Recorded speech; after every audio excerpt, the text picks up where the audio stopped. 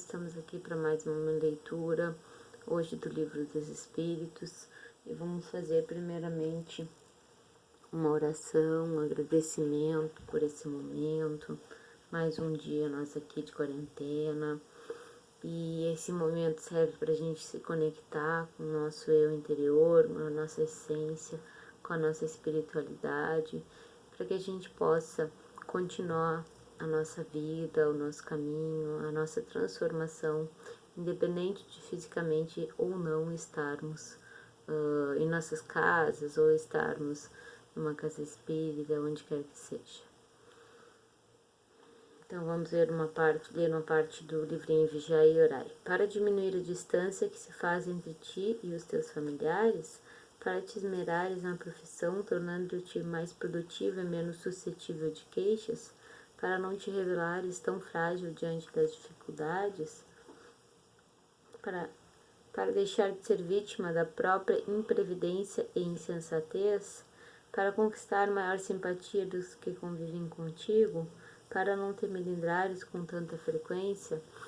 Então, são perguntas que servem de questionamento para nós a respeito se a gente é uma pessoa que se melindra com frequência, se a gente se sente afetado pelo pensamento dos outros, se a gente se sente prejudicado. E é muito importante que nós sempre tenhamos o pensamento elevado a Deus diante de qualquer circunstância, de qualquer situação, buscando nosso equilíbrio, nossa melhora em qualquer momento de nossa vida. Então nós agradecemos esse momento de inspiração, de estudo, e vamos ler uma parte do Livro dos Médiuns, que fala de alma. Eu não vou poder dizer para vocês agora qual é exatamente essa parte, mas diz assim, sobre alma.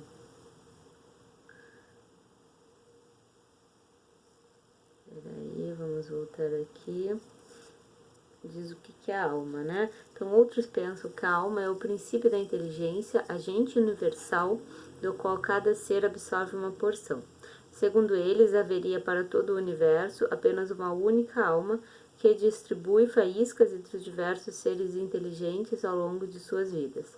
Após a morte, cada faísca retornaria à fonte comum, onde se confundiria com o todo, como os riachos e os rios retornam ao mar de onde vieram. Segundo essa hipótese, há em nós mais do que matéria, e após a morte algo permanece. É nesse sentido que difere da opinião precedente, mas é quase como se nada restasse, já que, não havendo mais individualidade, nós não teríamos mais consciência de nós mesmos. Segundo essa opinião, a alma universal seria Deus, e cada ser uma porção da divindade. Essa é uma variante do panteísmo. Então, aqui ele está estudando os diversos tipos de considerações a respeito da alma, né? Então, para todo o universo poderia haver apenas um tipo de alma. Após a morte física, cada faísca, ou seja, cada alma retornaria à sua fonte comum e deixaria de existir, né? Esse é o conceito do panteísmo. Nós somos indivíduos, mas após a morte, após o desencarne, vai cada um voltar como se fosse uma gota de chuva que cai no rio. Passa a ser um rio e ninguém mais tem individualidade. Segundo essa opinião, a alma universal seria Deus e cada ser uma porção da divindade. Esta é uma variante do panteísmo. Para outros, enfim, a alma é um ser moral, distinto e independente da matéria, e que, após a morte, conserva sua individualidade. Essa acepção é indiscutivelmente a mais generalizada, pois, tanto sob este como sob outro nome, a ideia de um ser que sobrevive ao corpo encontra-se em estado de crença instintiva, independente de qualquer ensinamento, entre todos os povos, qualquer que seja seu grau de civilização. Essa doutrina, segundo a qual a alma é a causa e não o efeito, é a doutrina dos espiritualistas, né?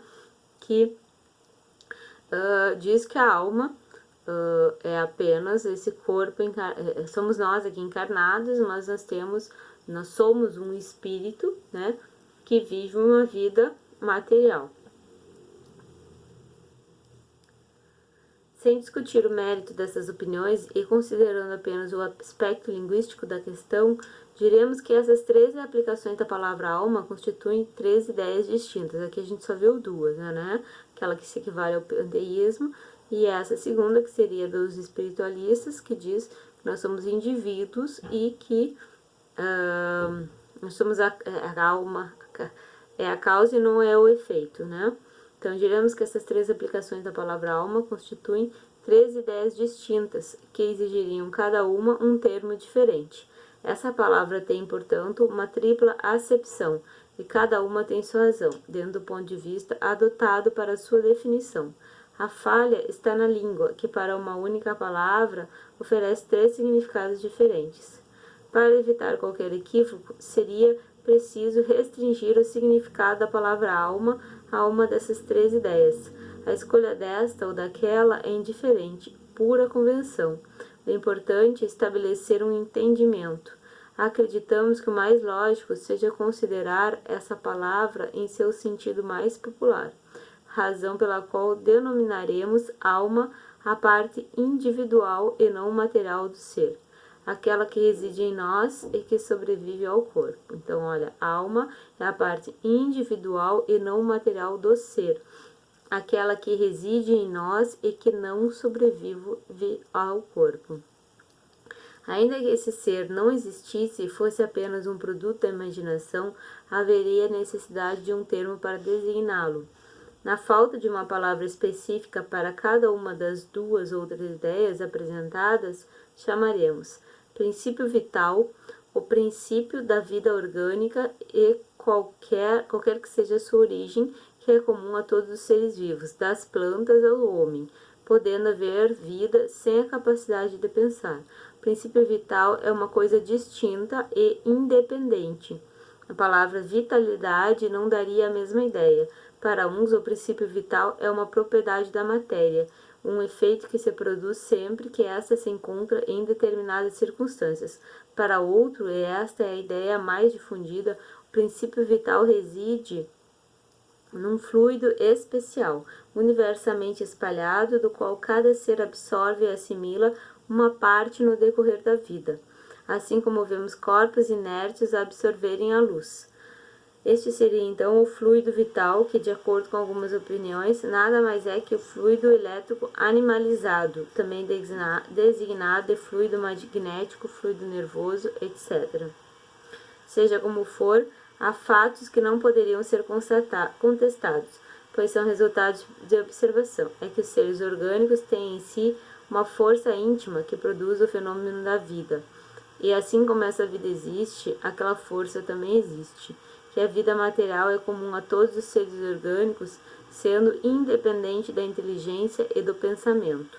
Que a inteligência e o pensamento são capacidades próprias de certas espécies orgânicas e que, finalmente, dentre as espécies orgânicas dotadas de inteligência e de pensamento, há uma dotada de senso moral especial que lhe concede uma incontestável superioridade sobre todas as outras, a espécie humana. Então, de verdade, nós somos essa inteligência que chamamos de alma aqui agora, porque nós somos, de verdade, esse ser que está aqui vivendo este momento, esse ser espiritual. Nós, quando deixamos de existir nessa matéria, deixamos este corpo, nós continuamos ser um ser individualizado, nós continuamos seguindo o nosso caminho evolutivo no universo. E nós, a nossa chama interior, ela continua acesa em qualquer momento de nossa vida, seja ela aqui no planeta terreno, seja em outra dimensão, nós continuamos vivos, nós continuamos acesos, vibrando, amando, crescendo, nos transformando, nos evoluindo. E é importante que nós somos donos do nosso pensamento e da nossa inteligência. Nós somos capazes de evoluir e usar o nosso pensamento e a nossa inteligência para o nosso crescimento. Isso é muito importante, que nós tenhamos essa noção, essa certeza e essa possibilidade de crescermos e utilizarmos a nossa mentalidade, o nosso raciocínio, nossa inteligência para que nós possamos crescer, para que nós possamos evoluir. porque assim como Cristo dizia, muito nos será dado e muito nós poderemos dar ao outro, nós poderemos ajudar o outro, nós poderemos ensinar o outro, nós poderemos multiplicar os bens que nós temos dentro de nós ao outro, nós poderemos auxiliar o outro a ser uma pessoa mais feliz, mais verdadeira e que busque muito mais um crescimento como ser, como alma.